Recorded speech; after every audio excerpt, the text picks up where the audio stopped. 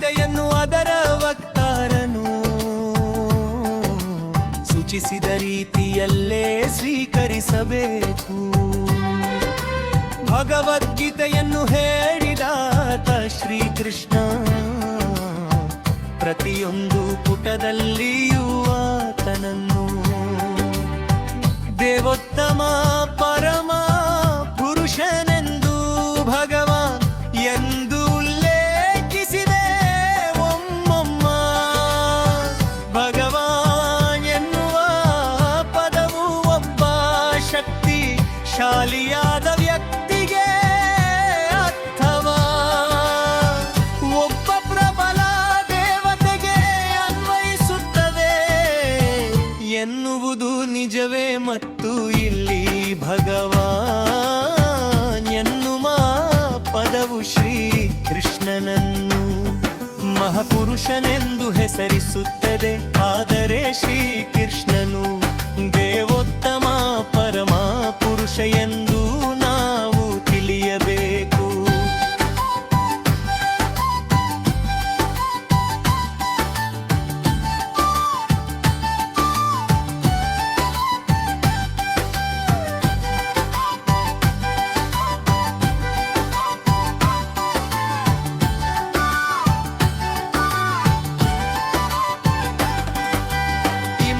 ಶಂಕರಾಚಾರ್ಯ ಮತ್ರೋಕಾರ್ಯ ರಾಮಾನುಜಾಚಾರ್ಯ ನಿಂಬಾರ್ಕ ಸ್ವಾಮಿ ಶ್ರೀ ಚೈತನ್ಯ ಮಹಾಪ್ರಭು ಇವರಂತಹ ಶ್ರೇಷ್ಠಾಚಾರ್ಯರು ಭಾರತದಲ್ಲಿ ವೈದಿಕ ಜ್ಞಾನ ಇತರ ಅನೇಕ ಪ್ರಾಮಾಣ್ಯರು ಪಾಡಿಸಿದ್ದಾರೆ. ಭಗವಂತನೇ ಭಗವದ್ಗೀತೆಯಲ್ಲಿ ತನ್ನನ್ನ ದೇವೋತ್ತಮ ಪರಮ ಪುರುಷನೆಂದು ಸ್ಥಾಪಿಸಿಕೊಂಡಿರುತ್ತಾನೆ. ಬ್ರಹ್ಮ ಸಂಹಿತೆಯು ಎಲ್ಲ ಪುರಾಣಗಳು ಭಾಗವತ ಪುರಾಣ ಎಂದೇ ಪ್ರಸಿದ್ಧವಾಗಿರು. ಭಾಗವತವು ಕೃಷ್ಣಸ್ತು ಭಗವಾನ್ ಸ್ವಯಂ ಭಾಗವಮ್ಮು ದೇವೋತ್ತಮ ಪರಮ ಪುರುಷನೆಂದೇ ಒಪ್ಪಿಕೊಂಡಿದೆ. ಆದುದರಿಂದ ನಾವು ಭಗವದ್ಗೀತೆಯನ್ನು ಸ್ವಯಂ ಭಗವಂತನೇ ನಿರ್ದೇಶಿಸಿದಂತೆ ಸ್ವೀಕರಿಸಬೇಕು.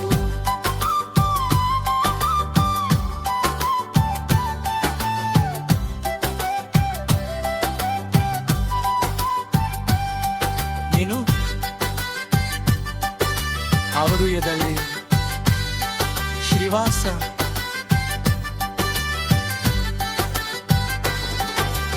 ಗೀತೆಯ ನಾಲ್ಕನೆಯ ಅಧ್ಯಾಯದಲ್ಲಿ ಭಗವಂತನು ಹೀಗೆ ಹೇಳುತ್ತಾನೆ.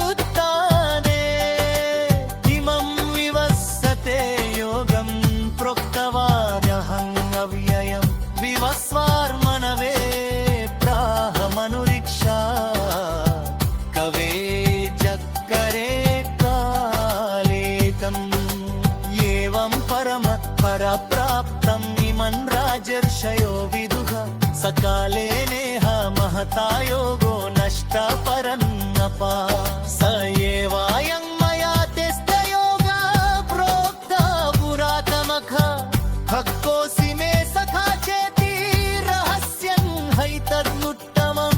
ಈ ಭಗವಂತನು ಅರ್ಜುನನಿಗೆ ಯೋಗ ಪದ್ಧತಿಯ ಎಂದರೆ ಭಗವದ್ಗೀತೆಯು ಸಾಗಿ ಬಂದ ರೀತಿಯನ್ನು ವಿವರಿಸುತ್ತಾನೆ.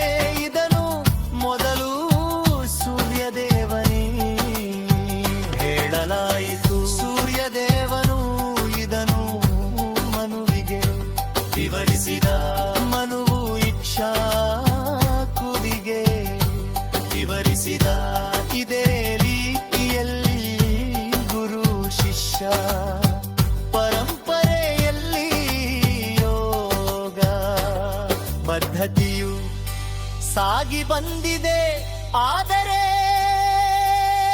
ದಾಳ ಕಳೆದಂತೆ ಇದು ಪರನೂ ಇದು ಪರಿಣಾಮವಾಗಿ ಭಗವಂತನು ಇದನ್ನು ಮತ್ತೆ ಹೇಳಬೇಕಾಯಿತು.